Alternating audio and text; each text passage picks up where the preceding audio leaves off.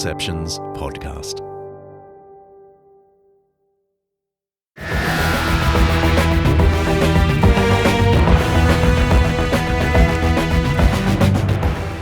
What if Vincent Van Gogh, or Van Gogh, we'll have that argument later, one of history's best known artists, was on one of his darkest days transported into the future to see the incredible effect his paintings had on art history?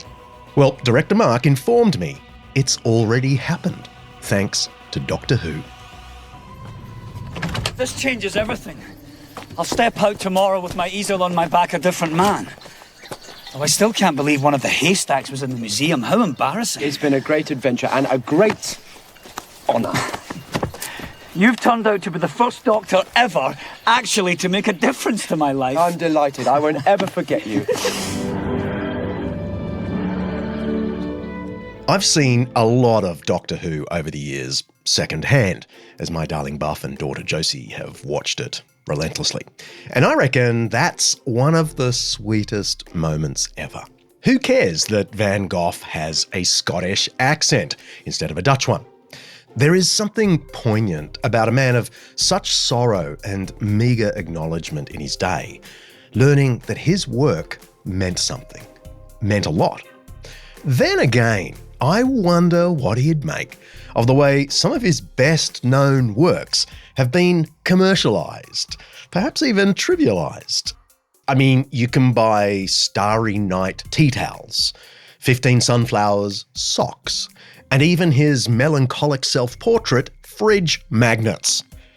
The German cultural critic Walter Benjamin reckons every reproduction detracts a little bit from the original. In a 1934 essay, The Work of Art in the Age of Mechanical Reproduction, he calls it the destruction of authenticity, when a famous object loses its aura due to mass duplication. The Guardian newspaper reviewed the 2017 Van Gogh biopic Loving Vincent in similar terms. Here's what they wrote.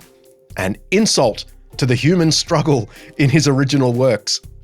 And with gusto, it proclaimed, to turn these charged monuments to artistic struggle into a cliched style rendered by hack painters and animated for our amusement is to lose all contact with the true power of his art.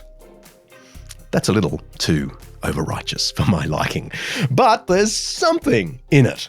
When you're drying the dishes with your Starry Night tea towel, it's hard to appreciate the beauty and agony the artist was trying to convey.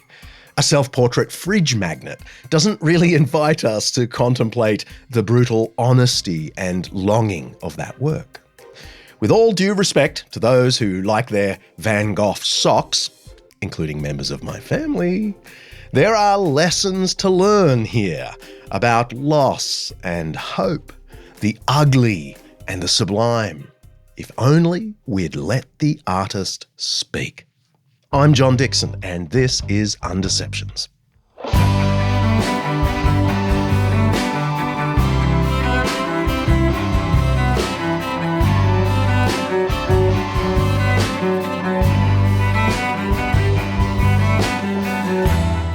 This season of Undeceptions is sponsored by our friends at Zondervan Academic. You can get discounts on their special Master Lectures video courses and free chapters of many of the books we talk about here on the pod by going to zondervanacademic.com/undeceptions. Don't forget to add Undeceptions. Each episode here at Undeceptions, we explore some aspect of life, faith, history, philosophy, science, culture, or ethics that's either much misunderstood or mostly forgotten.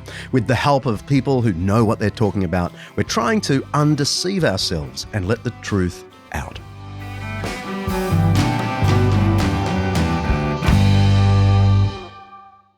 Pablo Picasso once told the French newspaper La Transition, one's work is a way of keeping a diary. He meant that an artist's creations emerge from their own experiences. Picasso painted what he had learned about in life. And learning about life is what we're exploring through the great artists. Russ Ramsey is an author, theologian, pastor, and art critic. Way back in episode 70, we had him on the show with artist Makoto Fujimura to talk about beauty in art. Link in the show notes for that. His newest book takes a very different tack. It's more about the way art exemplifies struggle. How there's a fine line, often, between beauty and ugliness, hope and despair. And artists, whether musical or visual artists, are able to capture that in a way that is meaningful for everyone. Russ titled his book, Van Gogh Has a Broken Heart, which kind of lays the cards on the table from the beginning. But before we get too sad, I asked Russ to justify his obsession a little.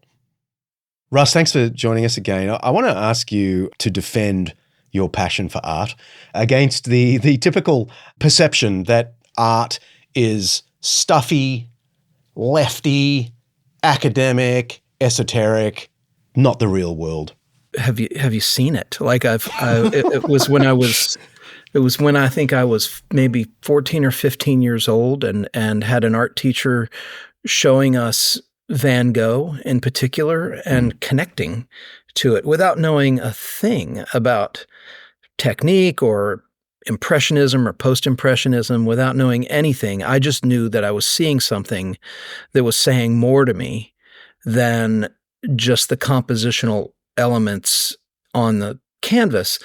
I mean, when you look at Van Gogh's work as an example, when children are shown Van Gogh paintings and asked to describe them, one of the words that kids use when they see Van Gogh paintings is sad. And they're looking at pots of sunflowers and starry skies at night and wheat fields.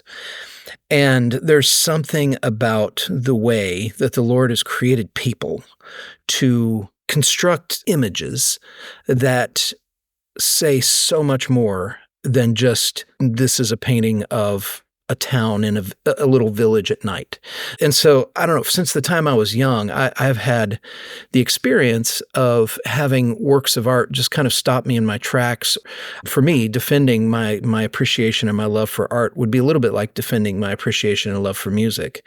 It says more than it says. It takes me places that nothing else in the world can take me. That's the great thing about art. You don't have to know any of the technical stuff about colour, perspective, brushwork, or whatever. Good art is immediate. It grabs you, even if you're not quite sure why. Leonardo da Vinci's Mona Lisa is a great example. Director Mark wanted me at this point to give you a long-winded explanation of Da Vinci's use of the sfumato technique, which has something to do with colour and haze and glow and stuff. But we all know it's the intriguing smile on that woman's face that we find so compelling. What is she thinking? The painting connects with us on a direct level, which is why Napoleon grabbed the Mona Lisa for himself and hung it in his bedroom so he could see it every day. The Mona Lisa was later moved to the Louvre in Paris, that great art museum, so everyone could look at it. But it was stolen again in the summer of 1911, and the police actually suspected it was pinched by another artist. Pablo Picasso was a suspect, if you can believe that. And according to the Encyclopedia Britannica, the Mona Lisa has its own mailbox in which the painting receives fan mail and flowers addressed to it. Link in the show notes. The point is, even if we can't justify art in the scientific or technical sfumato sense, everyone, almost everyone, feels good art when they come across it. That feeling can be happy, or it can be sad, or both at the same time. One of the things that I discovered when I was writing the book that came before this, Rembrandt is in the Wind, is I was just wanting to write stories about art that would help people not be afraid of it. You know, for those who may feel like, gosh, I don't know enough about art to feel like I can really engage with it. I think, well, you do. You know enough about being a person to engage with art. And so I started collecting these stories that kind of had these themes that are part of the human experience. And one of the things that I noticed as I was writing is that almost without fail, to tell these stories well gets into suffering. And almost without fail, the reasons that we connect with art in the way that we do is because there's something that it's telling us that's true about the brokenness of the world that we live in and the brokenness inside of us. And that is an unavoidable, inescapable part of living in this world. In his book, Russ has stories about Da Vinci, Rembrandt, Degas, but also some lesser-known artists who strike similar themes. I want to talk about some particular artists and what you feel they can teach us. I want to focus our interview on Vincent van Gogh, as we say in Australia and Britain. I know it's Vincent van Gogh here, right? Sure. We'll focus on him in a minute, but tell me something about the German-American painter Albert Bierstadat. Yeah. What can we learn from him? Tell me something of him and what we can learn from him. So Albert Bierstadat was one of the painters who was in a group that was referred to as the Hudson River School. And these were painters who not all of them knew each other. In fact, many of them didn't know each other at all. But what made them a group was that they were immigrants to America before the West had been civilized by Europeans. And their job, and they all kind of lived in the Catskills area around New York and so near the Hudson River. So the Hudson River was kind of their where they lived. But they would go on these expeditions into the wild, untamed landscapes of America, and they would paint what they saw. And then they would bring these paintings back and put them on display for people to see what this new land was, what it is that the settlers were going to try to settle. And so his job, so he was an artist who, if you made movies about him, they would be some kind of combination of Indiana Jones and maybe with a lot of swagger and a lot of theatrics, but also a lot of courage to just go into places where Europeans had never been before and to paint it. And so he would do this, and that chapter that I have about Bierstadt and the Hudson River School painters is really a focus on a distinction between the beautiful and the sublime.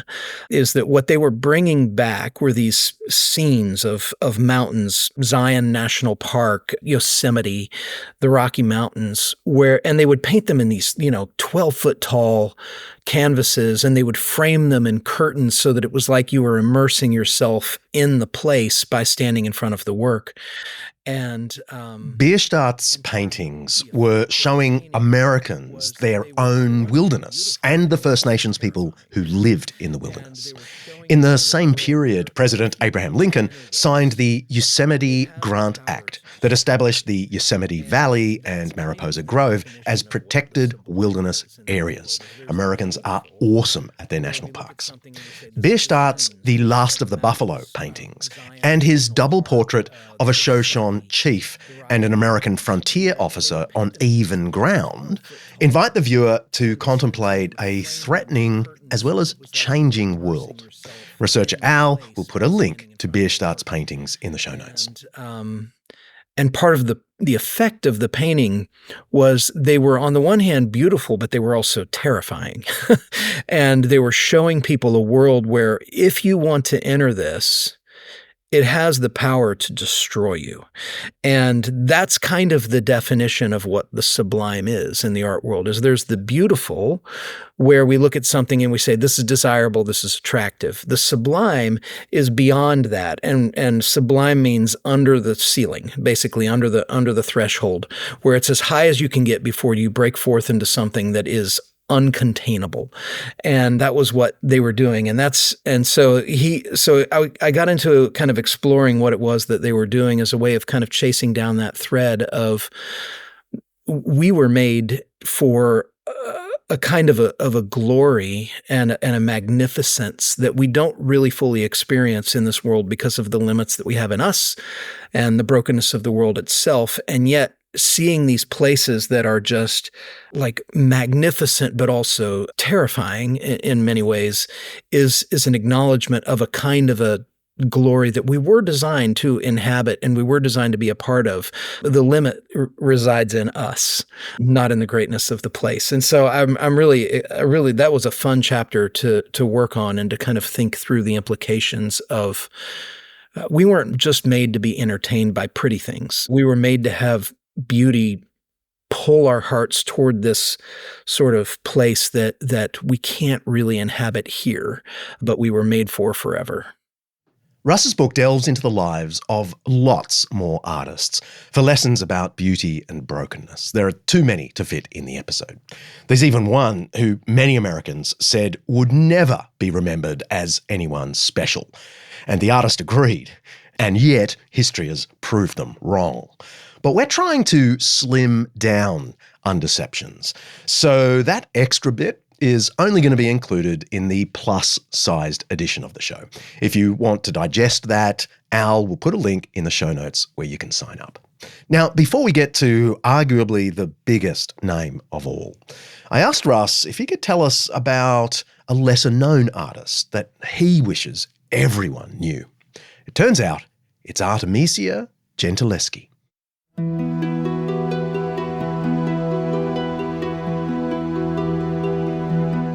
Artemisia worked in Italy in the early 17th century, at a time when there were very few opportunities for women to work as artists. She was trained by her father, Orazio, who was a famous Renaissance artist and a friend of Caravaggio. Love Caravaggio. Artemisia painted alongside him and became quite the talent. Her painting emerged from a very difficult life. There were legal and financial problems, the death of 3 of her children, as well as a sexual assault and torture. And of course, there was the ongoing battle of being a gifted female artist in a male world. She was pretty open about all of this in a letter to her last major patron, Don Antonio Ruffo, in which she complained about having to haggle over the price of her paintings and then defend the originality of her art. "A woman's name raises doubts until her work is seen," she wrote. "If I were a man, I can't imagine it would have turned out this way." She didn't receive the recognition she deserved until the 20th century, when she was the first woman to have a major exhibition dedicated to her in the 200-year history of London's National Gallery. Again, check the show notes for her paintings. And just that alone, that there is a celebrated female Renaissance painter from Italy in the 1600s is exceedingly rare. And her work is like the work of so many of the other Italian Renaissance painters, a lot of biblical themes and themes of mythology, which is typically what people did, and portraiture. But she painted a lot of scenes that are very violent. So like the beheading of John the Baptist, there's a lot of blood. We live in a cultural moment right now where people look at her work and they say, look at this woman, this female painter who's making this really strong commentary on the anger women must have had in that era for their mistreatment in the system by the men who held all the power. And a lot of her art is graphic and shows violence directed towards men. Some commentators see this as revenge painting. Russ isn't so sure. And I have a friend who's a professor of art, Dr. Elisa Weichbrot at Covenant College in Chattanooga, Tennessee, who's a bit of a scholar on Artemisia. And she said it's not a fair way to talk about Artemisia because the truth is, she probably wasn't trying to make a social commentary. And the reason she probably wasn't trying to make a social commentary is because people in that era, that's not what they were intending with their art. Typically, it was commission based often, and it was what it was. And it became this interesting thing where we live in a moment that really wants to try to figure out how to honor and hold forth a painter like Artemisia, who is an outlier, a female in a man's world with every bit of skill that all of her contemporaries who are male had, Yeah, she suffered incredible indignities. She would be asked to do commission work and to provide some sketches. She'd provide sketches, and then they would take her sketches and hire a cheaper male artist to use her sketches to create work. But the other thing in the story is one of the things that she is known for, and one of the reasons why people say she's trying to make a social commentary is because when she was a young woman, she was assaulted and raped by a man who was her art teacher in her father's house. And she and her father actually took this man to court for assaulting his daughter. And in the process of her going through that, she had to testify. And this was kind of a medieval time where in order for the court to believe the testimony of a woman, they had to subject her to torture to verify that her story wouldn't change. And so she was subjected to thumb screws while she was being asked a series of questions that she had been asked before. In order for her to be believed that she had been assaulted, she had to endure torture if she wanted to be believed at all. And so this was the kind of world that she was working in. And I think that the way that we honor her and her work is by not putting on her a whole bunch of ideals that may or may not have been hers, but to actually look at this is the difficulty she endured in order to be somebody whose name we know now. It's hard to get Artemisia out of your head once you learn about her. After the break, though, one of the most celebrated artists of all time, a man who tortured himself. This episode of Undeceptions is brought to you by Zondervan Academic's new book, Van Gogh Has a Broken Heart, by friend of the pod, Russ Ramsey.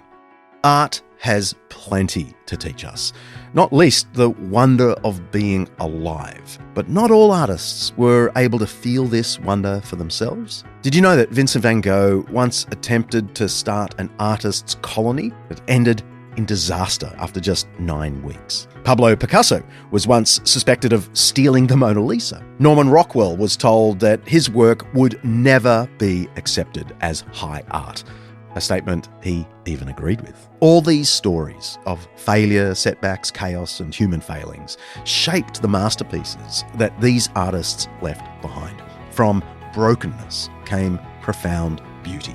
Whether you're an art tragic or just a casual observer, Van Gogh Has a Broken Heart has something for you, as Russ mines the lives of some of the world's most famous artists to unearth the lessons that shaped some of their great artistic works.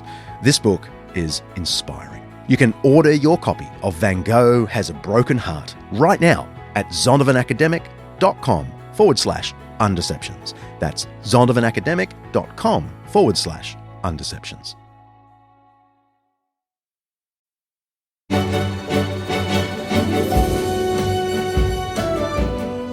Well, it's time to move to Vincent van Gogh, and I will from henceforth call him Van Gogh out of deference to you, my American friend. I'll start calling him Van Gogh now, and we'll just kind of flip the script. Or we could be really pretentious and go Van Gogh. Yeah, let's do that. No, I'm just kidding. We've got a couple of Van Goghs down at the Chicago Art Institute. We always go down there and take our Aussie friends who come visit us. We've got this little trip. We go down, we look at the 29 Monets that they have, and then we go to the section with Van Gogh. Well, I've just entered the first room of the Chicago Art Institute, and you're immediately greeted by a Claude Monet on the bank of the Seine, followed by a Passario, the Crystal Palace. And then you're greeted by some Renoir. That's amazing. The Art Institute houses iconic works of art. Edward Hopper's Nighthawks, Grant Wood's American Gothic, Marc Chagall's Stained Glass Windows, George Seurat's A Sunday on La Grande Jatte. And like I said, the Monet Room is definitely one of my happy places. On top of that, though, the Chicago Art Institute has some Van Goghs, a whole bunch of them, right next to their buddy, Monet. I'm standing in front of a bunch of Van Goghs, or Van Goghs. Grapes, Lemons, Pears and Apples, 1887. Just the colours are amazing. And here's the famous self-portrait from 1887. And what I find so striking about it is its beautiful use of colour. His moustache and beard are so orangey, beautiful spotted coat. So the image is beautiful, but he's brutally honest about his own face. He's quite ugly, and he's happy to show you. And everybody else was doing it, so I couldn't resist a selfie with Buff. Let's do a stupid selfie in front of Van Gogh. You can check out the photo in the show notes. Van Gogh, what's his significance as a painter? Van Gogh's significance as a painter is, it's no understatement to say he changed the world of art. And he didn't do it by inventing something that was completely other. He did it by being so who he was in his work, and he was a tortured soul, that his work has just been arresting to people. You could not know who he was and see his work, and it just is different than anything else you're going to see in a museum. People who imitate his style tend to themselves to be often tribute bands to the great, because there's something in his, I don't know what it is, but he came along at a time when the world of art was changing pretty drastically. So there were the romantics who were painting, and they were painting very realistic scenes, and mostly they were painting indoors. And then this man came along who invented the tin tube, which we use for toothpaste and hair products, but we also use for paint.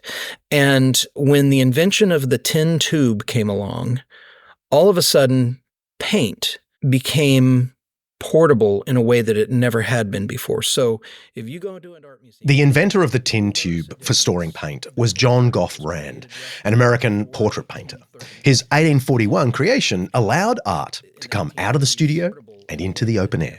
Been before. So if you go into an art museum, you will notice a difference between art that was created roughly before 1830 and after in the 1840s and beyond, and that is it becomes much brighter. It becomes much more colorful. And one of the reasons for that is a lot of art before that it was painted in studios. So somebody would go outside and sketch, and then they would bring it back into their studio, which was lit by candle and window light and that sort of thing, and they would paint indoors. But when the paint tube was invented, manufacturers started to be able to make colors that were consistent, that were portable, that were bright. Everything became more affordable. And all of a sudden, these artists could put these things in a paint box, whereas before it would have been in glass jars or pig bladders. And they would take these tubes outside and paint outside. So the Impressionists came along and they sort of broke open this idea of all of a sudden there's now color and light and a kind of a sense of motion and energy into the paintings. And so this is Monet, Renoir, Pissarro, those folks. And then Van Gogh was copying, but also doing his own thing. But he would describe his work as like he painted a picture of a bridge, just an iron bridge. And what he said about it in a letter to his brother is he was describing the color of the bridge and the silhouettes in the sky and the color of the water. And he said, I am trying to get at something utterly heartbroken and therefore utterly heartbreaking. And that was something that was in his work. It was just a picture of a bridge in the evening. But what he knew he was trying to do was capture something that to him was full of the weight and the gravity of all of the pain of everybody in the picture. Van Gogh wasn't really successful during his lifetime. He only sold a few of his paintings at the time. He relied on his art dealer brother, Theo, for necessities and art supplies. He died in 1890, completely unaware of what history would make of his art.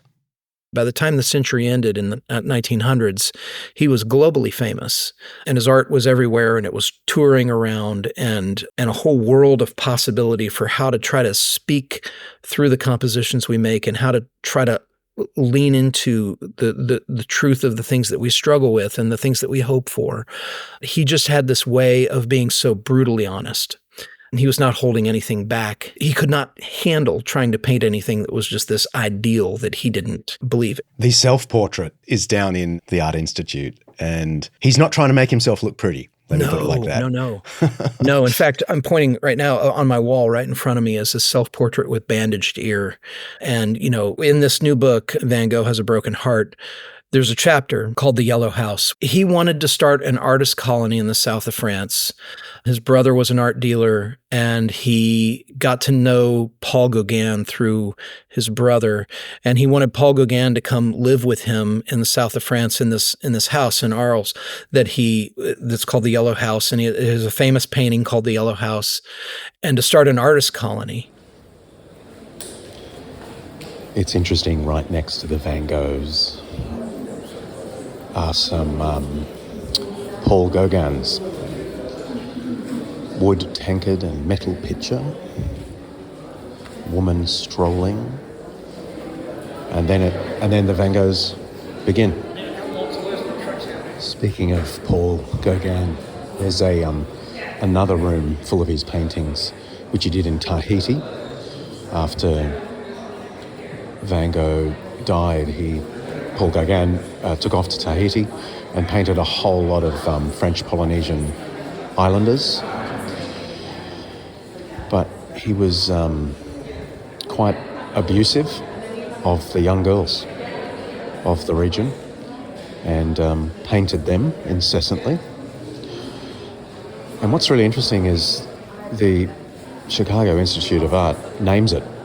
Instead of removing his paintings in a kind of cancel culture way, they display them, and then there's a really interesting explanation of what he did that just sort of lays it out. And it critiques Gauguin's rejection of Christianity and capitalism, which he was famous for, but really it was just a cover for his own abuse of Polynesians. Well, that's what they say here. The sign reads in part, he fancied himself an anti-colonialist. It prompted him to invent a version of Tahiti that conformed to his assumptions about primitive non-Western culture, one that catered to his sexual fantasies about native women and girls. As such, the works in this gallery likely reveal more about Gauguin than they do about the people and lands that inspired him. Well put. I like that approach. Reveal it all in its ugliness. Don't hide it. Paul Gauguin is one of the fathers of modern art, and he joined Van Gogh in his Yellow House artist's retreat for just over 2 months in 1888. They had an explosive friendship, which eventually led to the famous cutting off the ear incident. I asked Russ to tell us the facts about this and how we should interpret it in light of the rest of Van Gogh's career. It's interesting. Russ approaches this like you'd approach the troubles of a good friend. In fact, while Russ calls the other artists by their surname, Van Gogh he calls Vincent. Gauguin lived with him for maybe 70 days. It was a short-lived partnership, and it was tumultuous from the beginning. And Gauguin was this larger-than-life personality who was kind of a type A, alpha. And Vincent was a submissive person who just really wanted Gauguin to like him. And they made rules for their house about how they would paint and how they would share expenses and all of these things.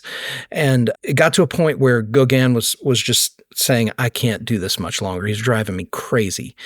And that terrified Vincent, that Gauguin would abandon him, because it would be abandoning his dream of this artist colony, but it would be something that he knew would be happening because there was something Gauguin just couldn't tolerate with Vincent himself. And so they got into a fight where Van Gogh, they were in a restaurant. It actually is the restaurant, if you've ever seen the painting with the pool table in the middle, it's that restaurant, which was right around the corner from the Yellow House. And they got into some kind of an argument, and Vincent threw a glass of absinthe at Gauguin's head. And Gauguin ducked and it missed him, but they got into just a big fight about that. And Gauguin went and just stormed. They went back to that Yellow House, and Gauguin took some things and stormed out. And Van Gogh thought he was leaving, and he was really just kind of going to walk it off. And so he kind of chased Gauguin carrying a razor blade or a knife. He was carrying a knife, and Gauguin turned around and saw him, and Vincent got scared and ran back into the house. And when he ran back into the house, he took the razor blade, looked himself in the mirror, took a razor blade, and cut off his ear. And then he tore up the strips of the bed sheet that he had, which were also yellow, which he had chosen, and he pressed them to wrapped them around his head, and then he wrapped up the ear, and he went around the corner to basically the brothel that he and Gauguin would visit, and he gave this mutilated part of his ear to a prostitute there named Rachel, and he told her to hold on to it for him. The poor girl fainted, didn't she? Yeah. She opened it up. She started screaming, then she fainted, and then, a big commotion happened. And then if you've ever seen Van Gogh's painting of the mailman, his friend, came and took Vincent back to his house and laid him in bed and tried to staunch the wound. And of course, Gauguin now was gone. And eventually the police were there, and there was a big commotion. When Gauguin came back to the Yellow House, there was a big crowd outside. There were police there. Somebody asked him what he had done to Vincent, and he went in and saw Vincent, who was just on the edge of death and was lying very still in the bed. And there was a doctor there, and they basically said, we're taking care of him, but he's lost a lot of blood. And Gauguin said, if he wakes up, don't tell him I was here. It'll be too much for him. And so Vincent was then taken to a hospital to recover. And while he was in the hospital recovering, he was put into an asylum. Gauguin moved out. And then his neighbors put together a petition to ask the police to remove Vincent from the community and cause him to have to go live someplace else. And so he ended up in an asylum for a long time. Some of the most beautiful works we have from Vincent, his irises, were painted in the garden in the asylum. And he eventually did get released from the asylum, but he was there for a year. And this would have been basically the most of 1889. And then so very, very near his death. Yeah, very near his death. And then 1890 is the year, in July of that year is when he died. And the first 3 months of that year, he barely painted anything. Like, he didn't paint that many paintings. And then the last 3 months of his life, he painted 140 canvases, which is insane. But no pun intended, I don't mean that in that way. But so that's the story of him cutting off his ear, is there was this desperation, this manic drive, this misunderstanding culturally of mental health, the terror and the fear he must have felt about the fragility of his place in the world is something that should break our hearts. And when we see his self-portrait with bandaged ear, what's profound after I've said all of that is he painted this self-portrait within days of the episode, and he paints the bandage, and he lets us see the wound. And he's covered in a coat that kind of hides his whole body, and he's wearing a winter cap that has a kind of a fur-lined bill. And all you really get is his face, because the bandage is covering his ear, and he's sort of draped in this shroud. And that's the kind of thing that Vincent did that other artists didn't do, is he told the truth about himself in a moment of great weakness.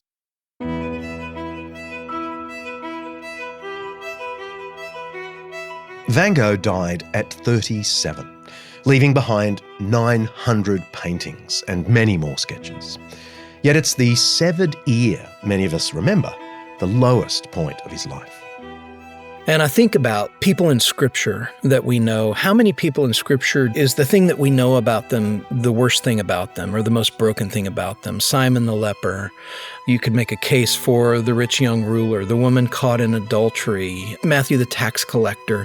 We have so many people in the Bible that the way that they're identified is by their greatest need for healing. And Vincent, in his transparency, in his guilelessness, in his passion to get at something utterly heartbroken, showed us a world as he saw it rather than trying to scrub it into something that would look good hanging over our sofas. What did Van Gogh know about the beyond, about the sublime over the horizon? That's next.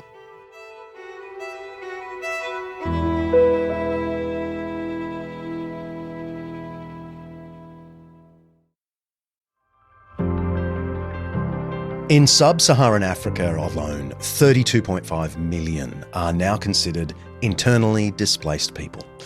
People forced to flee their homes, but remaining within their country's borders. 32.5 million. That's more than the combined populations of Australia and New Zealand. In Sudan, a devastating civil war has sparked the world's largest displacement crisis. 10.5 million people have fled. And with famine now affecting many regions, almost all of these people are facing severe food shortages. Meanwhile, extreme violence has also displaced tens of thousands in Nigeria, northern Kenya, and Mozambique. In response to all of this, Anglican Aid has launched an emergency appeal to help those who have been forced to flee. They're partnering with local churches on the ground to provide crucial aid. And you can help. Please visit anglicanaid.org.au/undeceptions to learn more about this particular appeal, and you can make a tax-deductible donation today. That's anglicanaid.org.au/undeceptions. As a young man, Van Gogh wrote to his brother Theo, "Sorrow is better than joy, and even in mirth the heart is sad. And it is better to go to the house of mourning than to the house of feasts. For by the sadness of the countenance the heart is made better. Our nature is sorrowful, but for those who have learnt and are learning to look at Jesus Christ, there is always reason to rejoice. For those who believe in Jesus Christ, there is no death or sorrow that is not mixed with hope, no despair. There is only a constantly being born again, a constantly going from darkness into light. They do not mourn as those who have no hope. Christian faith makes life to evergreen life." Van Gogh, it seems, didn't always maintain this hope of evergreen life. Why would God give me a gift to paint ugly and disturbing things? Sometimes I feel so far away from everything. So you believe that God gave you this gift because he wants to keep you in misery? Huh. I never thought about it that way. And which way do you think? Sometimes I think, yes, well, maybe. Go on. Maybe he chose the wrong time. What do you mean the wrong time? Maybe God made me a painter for people who aren't born yet. That's Willem Dafoe in the 2018 film of Van Gogh's life, At Eternity's Gate. Here, Van Gogh is speaking to a priest in an asylum, wondering about God's purpose for his life. Willem Dafoe is always worth watching. This one is profound, as it explores both the colourful joys of Van Gogh's life, as well as the problem of pain. Christianity haunted him all the way to the end, especially at Christmas time. One of his sketches hangs in the Chicago Art Institute. The sketch shows an elderly man giving thanks to God for his meagre Christmas meal. It's beautiful. On the wall next to the sketch are the words Van Gogh wrote to his brother Theo about the image. I want to read what Van Gogh said about that sketch and then ask you to sort of tell me more about this aspect, this spiritual aspect of Van Gogh. He wrote, "My intention here is to express the special mood of Christmas. At that time, there's always a religious element, and for my part, I can fully share in it and even feel a need for it. at least in the sense that just as much as an old man of that kind, I have a feeling of belief in something on high, even if I don't know exactly who or what will be there. I like what Victor Hugo said, religions pass, but God remains. Can you tell us something about Van Gogh's sort of spiritual journey? Yeah. Yes. I can tell you some, but he's a mystery, I think, in a lot of ways. I think he's a person who had a high view of Christ, had a belief in Christ, experienced pretty significant mistreatment by the organized church in the Netherlands. And I think when you look at the kinds of stuff that he chose to paint, he is a man who is averse to kind of high church, high holy scenes. His paintings, you don't find a lot of paintings of saints. His biblical scenes are the raising of Lazarus or the Good Samaritan being loaded onto a horse. They're people who are beaten and downtrodden. And when he was a missionary, he was a missionary before he was a painter, and he was stationed at this, appointed by the church to be the minister in this coal mining town. And he was given a stipend, which was to be a place where to basically afford food and a place to live and to run the church. And the people that he was called to minister to worked in coal mines, and they died from working in coal mines. They were constantly filthy. They couldn't breathe. They were working all the time to try to make enough to make ends meet. And so he started using his stipend to basically support the miners and started living basically in a bit of a hovel on a straw mattress, started spending his days down in the mines as part of the community, and tried to serve the people living in poverty by becoming one of them. And when he was visited by the higher-ups in the church that had positioned him there, they were aghast at how he looked and what he was doing with the resources they were providing for him, and they removed him from his position of ministry. And he broke with the church at that point. And I look at that and I think, I don't blame him one little bit, But what he turned to a life of trying to still capture the wonder of being a human being in a broken world and the dignity of the people who were impoverished. And so one of his masterpieces is The Potato Eaters, which is in the Van Gogh Museum in Amsterdam. If you ever get a chance to go to that museum, it's amazing. But it's this painting of a family of 5 sitting around a meal of potatoes. And they're poor, and they're miners, and they're farmers, and it's dark, and they're just salt of the earth type of people. But there's so much dignity and presence in what he made and in what he captured there. I think that Van Gogh never talked about God negatively. He never talked about Christ negatively. He always spoke of himself as having faith. He always spoke of beauty as something that was divine. And he always spoke of the brokenness of people as not a problem to kind of fix out of them, but as something that really just mattered to him on a level that hurt him. And so I don't know what his relationship with Christ was like.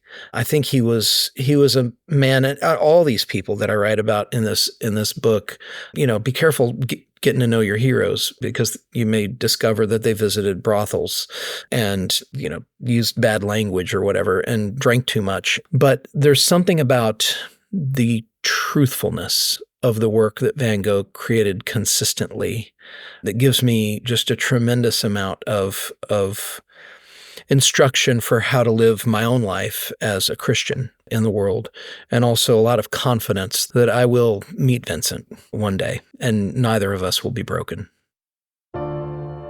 Let's press pause. I've got a 5-minute Jesus for you. One of Vincent van Gogh's gifts to the art world was his ability to portray sadness alongside joy, ugliness next to beauty. And he seems to have done this not to say life really sucks even when you think it might be happy. Rather, it looks more like hope, or at least longing. A longing that there is more, that despite everything, there is a feeling of belief in something on high, as he wrote to his brother about that famous Christmas sketch. God remains in the midst of everything. Only two religions have confronted ugliness and pain head-on: Buddhism and Christianity. As our Buddhist scholar from episode 72 told us, the Buddha so keenly felt the pain of the world that he meditated day and night until he could see a way through. His enlightenment was essentially the insight that pain is caused by our longings. Longing for pleasure, comfort, intimacy, joy, and so on. If we can learn not to long for the things of this fleeting world, but to detach from them, we'll experience what he called equanimity. That's the peace of experiencing neither pain nor bliss, but perfect stillness in the midst of hardship. That's one way of approaching the sadness of the world, detaching from the things we get sad about. Van Gogh would have made a terrible Buddhist. He wanted to name both joy and pain. He wanted to depict them and invite the viewer to feel them deeply. Detachment is the last word you'd associate with the life and work of Vincent van Gogh. But as I've probably said before on the show, Jesus too would make a terrible Buddhist. He named both joy and pain. In fact, he experienced and inhabited joy and pain. He was passionate against injustice when he overturned the tables of the priestly moneymakers in the temple. He wept at the funeral of his friend Lazarus. The Greek word used in that scene in John's Gospel, dakruo, implies not just lament, but actual tears. It's the verb of the noun for tears. The book of Hebrews in the New Testament goes so far as to say, during the days of Jesus' life on earth, he offered up prayers and petitions with fervent cries and tears. That's Hebrews 5 if you want to check that out. And of course, the climax of the whole gospel account is called the Passion, Jesus' arrest, trial, torture, crucifixion, and resurrection. Like Buddhism, Christianity talks a lot about pain. Unlike Buddhism, Christianity encourages the full acknowledgement of human anguish, tears and all, combined with a deep longing for the mending of all things. The end of suffering comes not from our detachment from desires, but from God's own future intervention in the kingdom. And the resurrection of Jesus is what makes that intervention more than wishful thinking, more than pie in the sky when you die. The resurrection of Jesus is like the proof and the pledge that God can and will bring life where there is death and joy where there is sorrow. And in the meantime, according to the Christian tradition anyway, we aren't promised equanimity amidst the chaos. But we do have the consolation of knowing that God himself, in Christ, knows our pain, has experienced our pain, and even weeps with us at our funerals, until he makes all things new. As the poet Edward Shillito wrote following the devastation of the First World War, "The other gods were strong, but thou wast weak. They rode, thou didst stumble to a throne. But to our wounds, only God's wounds can speak. And not a god has wounds, but thou alone." You can press play now.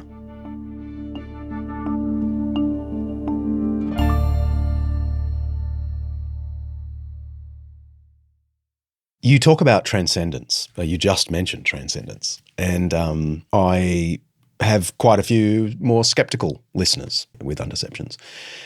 I want to read back to you something you wrote about art and transcendence, and then I'd just like you to reflect on it, give us something of a commentary on it, especially for my more skeptical listeners. You write, "Many artists explore the perilous seam where suffering falls off into despair. where affection wells up into passion, and where the winds of heaven blow through the stuff of earth.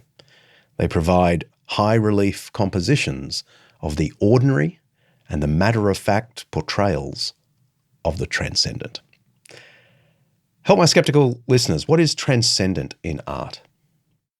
I think it really has to do with this, getting back to this idea of the sublime, is that there is a crease in human experience, where on the other side of the crease is glory untold, is our conditions that would be too extreme for us to imagine being able to endure, and yet that longing, that feeling that we were somehow made for that. That there's a C.S. Lewis talked about this longing that we have for a home that we've never visited, that we somehow know intrinsically that we were made for something magnificent and glorious that we haven't ever really put our finger on yet. And so even the way that the world is made is that there are places that we will give up time and money and travel great distances to go to because they are transcendent. They're at the crease. They take your breath away. And so you stand at the rim of the Grand Canyon, or as many people do now, they attempt to ascend Mount Everest, or you climb a mountain, or you go deep into a jungle, or you go to these wild places. And you don't feel like you're visiting a foreign planet where you don't belong, but instead you feel like I do belong. I connect to this somehow.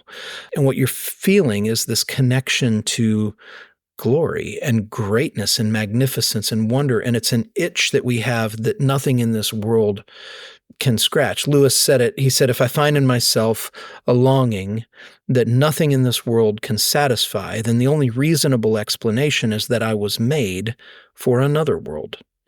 And art, that's one of the things that art does, and it's one of the things Van Gogh does by presenting the impoverished brokenness of the world in a way that is hung on prominent walls in art museums in the finest cities in the world, because there's something about the human experience where we collectively say, this painting of 5 people eating a meal of potatoes belongs as the centerpiece of the first floor of this museum that is dedicated entirely to the artist who painted it. Explain that to me pragmatically. It is a glorious waste of money and inefficiency.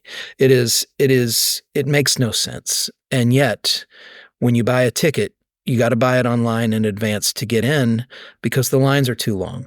And I think that is something that every human being experiences in one sense or another. And the only explanation that makes sense to me about that is that I am a created being, is that I'm made, and there's an instinct in me for something that I was made for. And what I was made for is something that was made by somebody clearly greater than me, because I am at a loss when I stand in the foothills of what could be. It takes my breath away. And it's the reason why we have art museums and symphony halls, is because we want to put ourselves in the path of this created work that tells us there's something more beautiful out there than we can really imagine.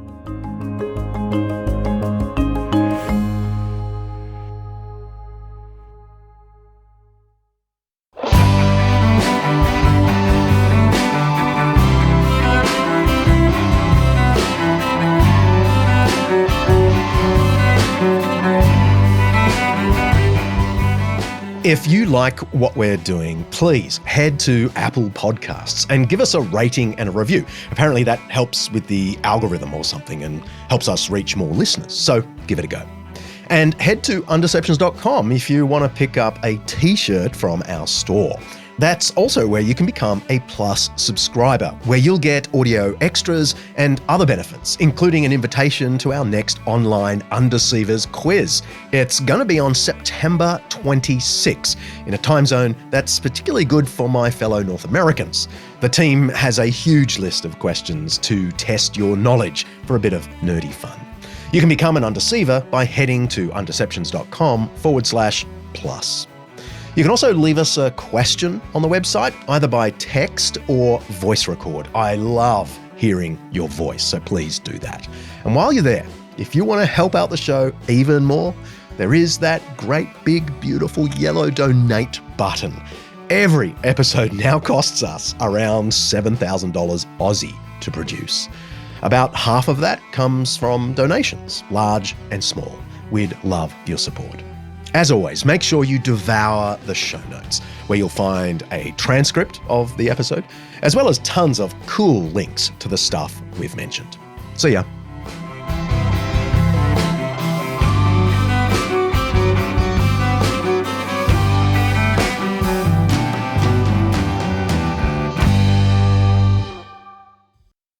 Undeceptions is hosted by me, John Dixon, produced by Kaylee Payne, and directed by Mark Sfumato Hadley. Alistair Belling is a writer, researcher, and show notes extraordinaire. Siobhan McGuinness is our online librarian. Lindy Levison remains my wonderful assistant. Santino DeMarco is Chief Finance and Operations Consultant. Editing by Richard Humwee. Our voice actor today was Yannick Laurie. Special thanks to our series sponsor, Zondervan, for making this Undeception possible. Undeceptions is the flagship podcast of Undeceptions.com, letting the truth out.